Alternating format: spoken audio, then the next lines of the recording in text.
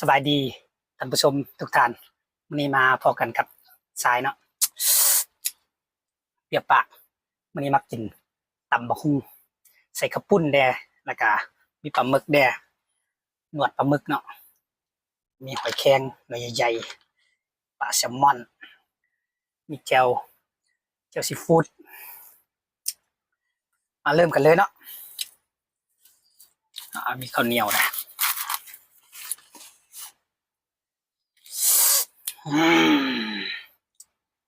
ก็ชิมตำบักหุ่งกันเนาะ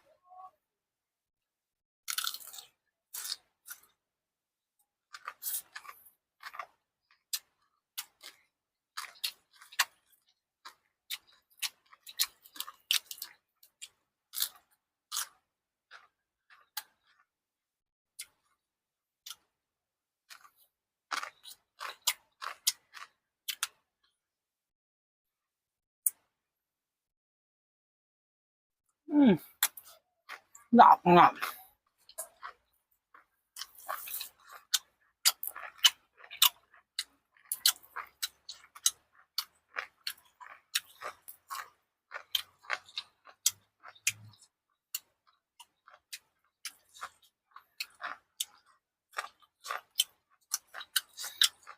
แซลมอน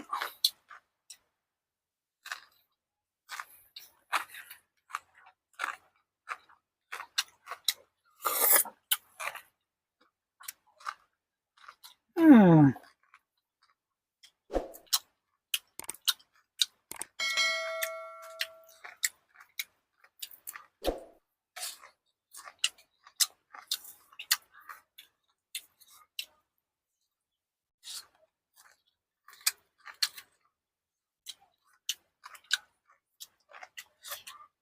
ข้าวเหนียวจะตำบักหุ่งเนาะ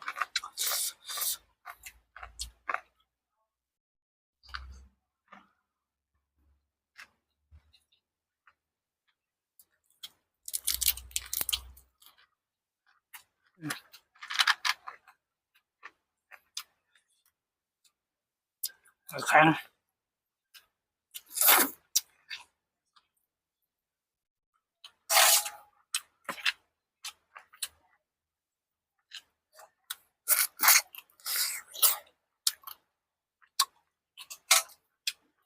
อ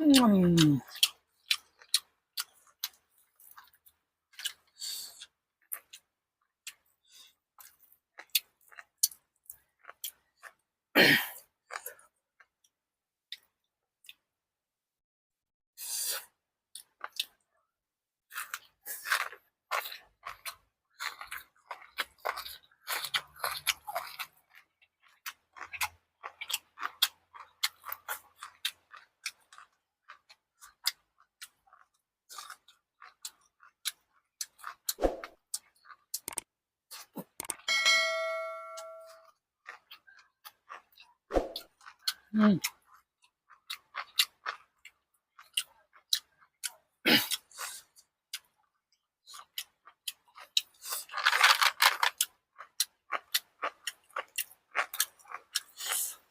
อืมน้ำหอยย่อยน้ำหอยย่อยไปเนาะ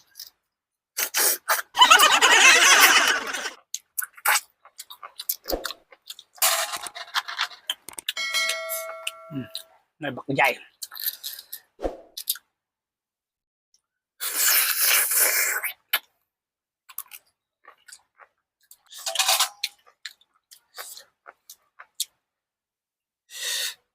พันแซลมอนตำบักหุ่งกระปุ้นใส่น้ำกันกำใส่เนี่ยมันลุ้นน้ำกัน เข้าบ่เข้าหรือบ่เข้า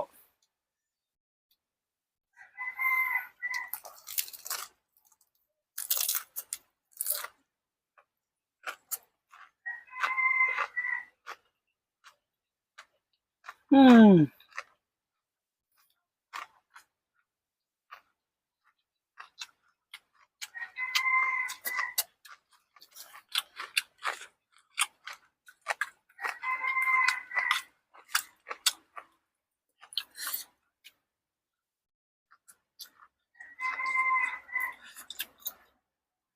อ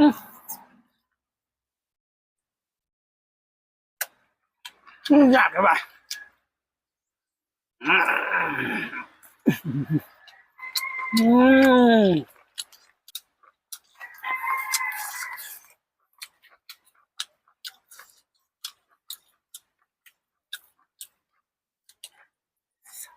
เขาใช่ไหมพี่น้อง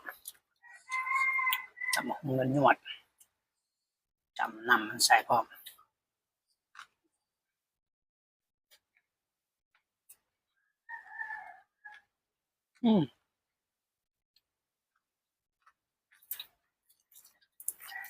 เขามาแล้วนี่หอมเขาหน้าเขาเองหอม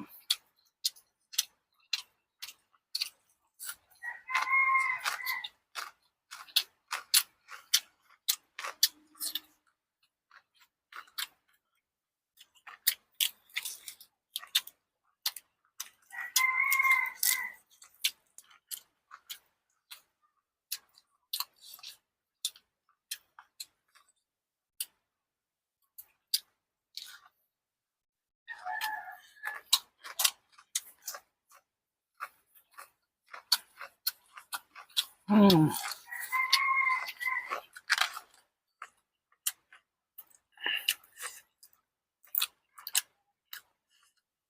ม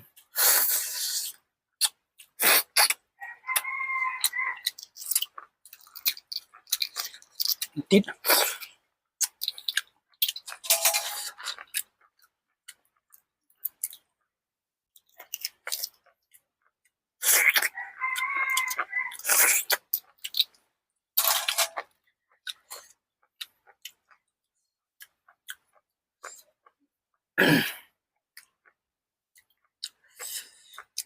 แซลมอนพันเข่า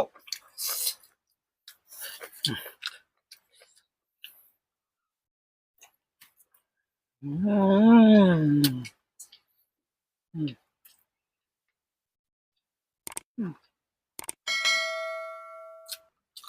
ย่องมาหา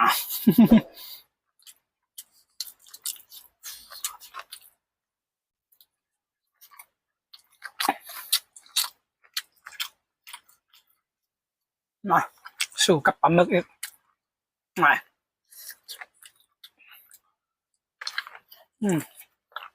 หนาบขนาด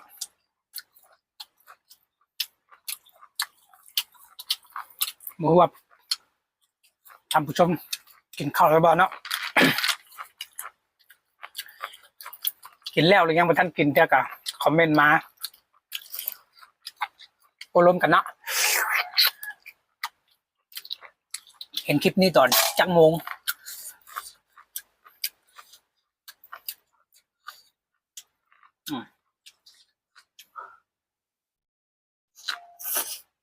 อืม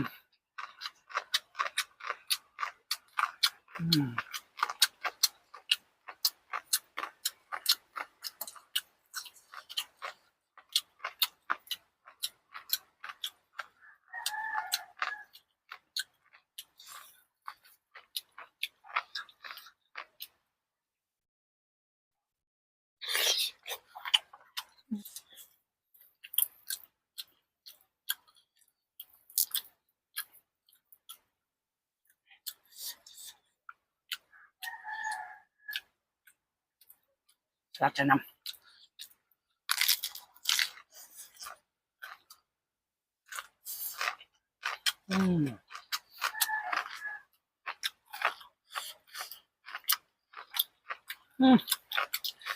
น้ำย่อยตลอด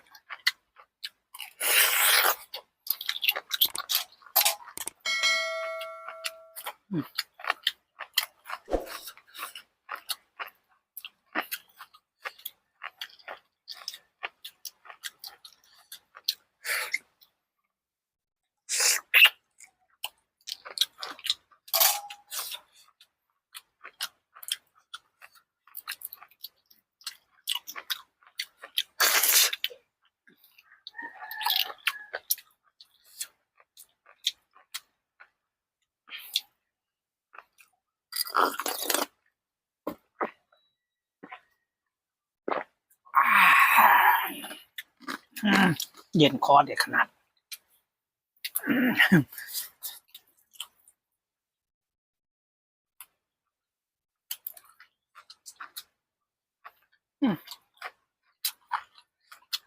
ตำอ๋อนี่ครับผักชวนเฮาอันนี้ก็ได้ก็ลกมาใหม่ๆ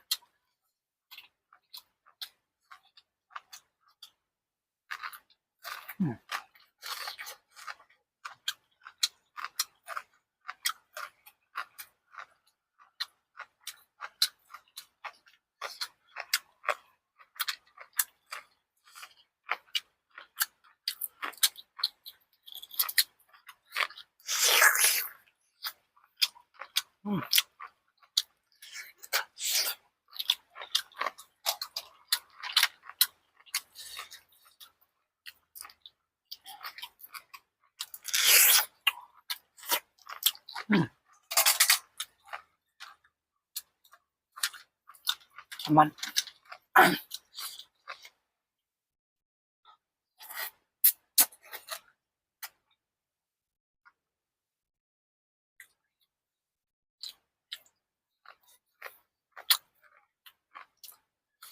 อืม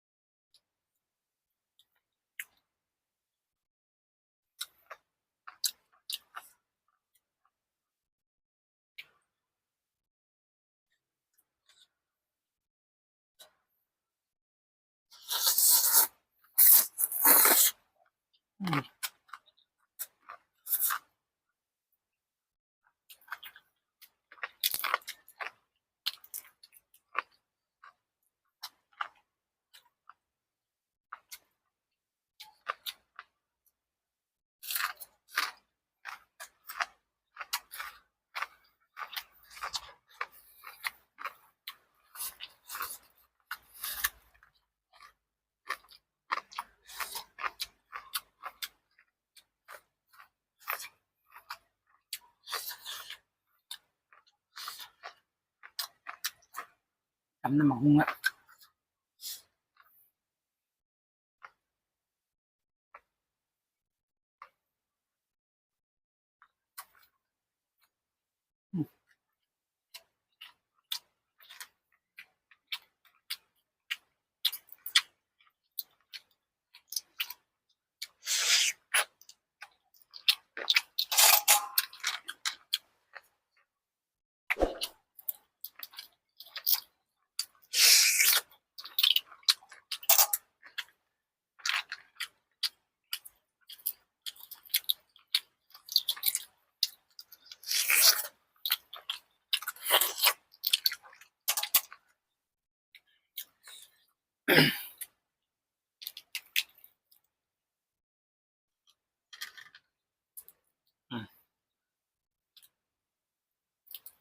อุ้ย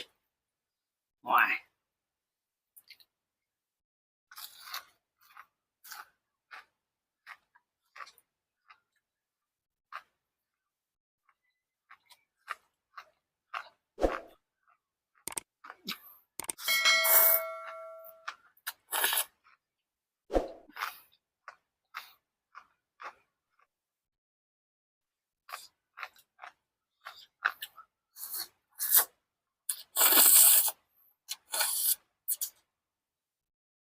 รัดกระตัง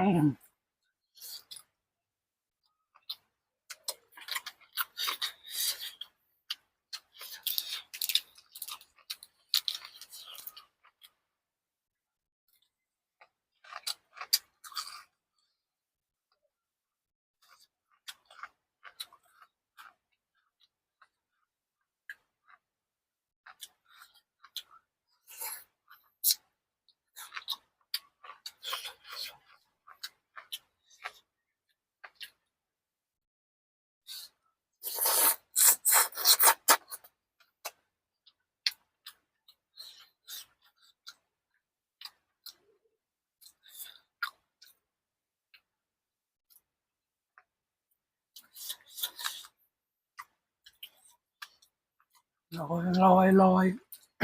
รวยรวยรวย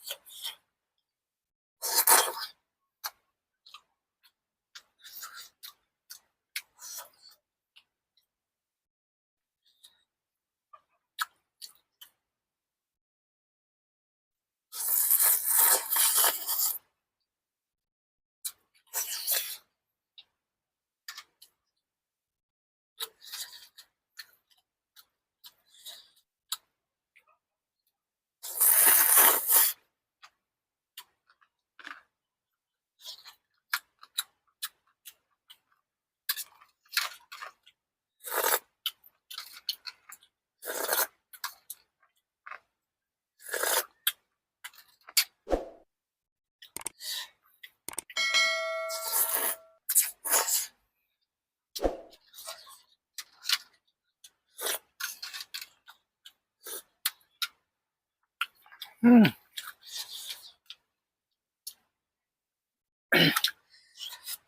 เอาเป็นว่า